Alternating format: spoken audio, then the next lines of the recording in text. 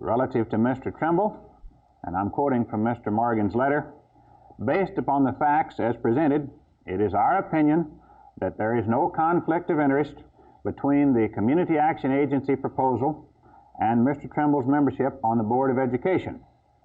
Mr. Morgan went on to point out, however, that under the law under which the Fort Worth Board of Education was created, Mr. Trimble should abstain from voting on any matter pertaining to the Community Action Agency.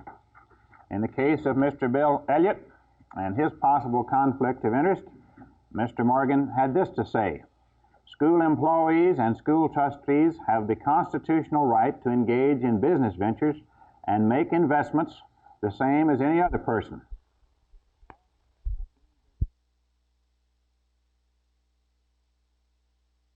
They went through this thing and they almost tried to whitewash it. They came as close as they could. And this type of situation, there's just been too much of it down here in Austin for too long. We really felt it back in Dallas with these scandals going on. People knew they were going on, these liquor boards. And they didn't even spend but a paragraph talking about the vending machine business, which is has many, many implications in this thing. And we're just not satisfied with it at all.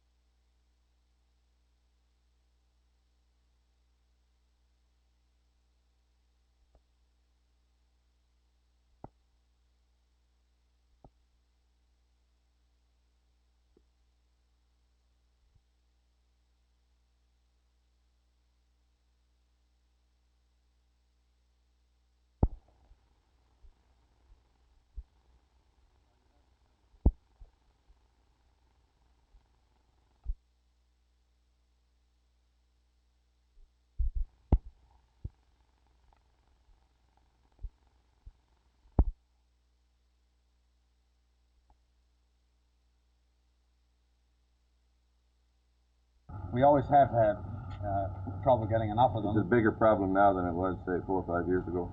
It is only in the sense that we need more every year for replacements. For example, we have about 8,000 people coming home this summer, and we have to replace these in most cases, and we want to go to new countries as well and to expand projects in certain of our old countries.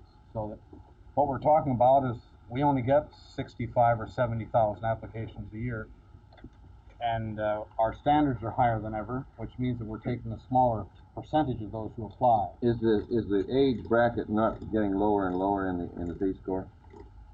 Not lower and lower, it's edging down a bit. I can recall 3 or 4 years ago the average age was about 24 and a half, and now it's about 24.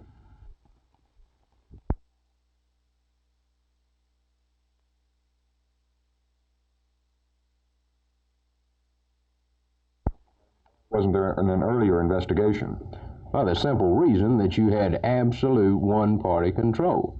And these people, they did not have to answer to anybody, the people that we had now, for the simple reason that they didn't have any competition, and they knew they were going to be reelected regardless of what happened.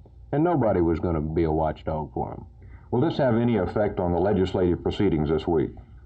I hope that we're able to initiate some more investigative powers into this thing. I don't know. It looks rather hopeless now, just as it has in the past. This is a problem that we're going to have to solve in November.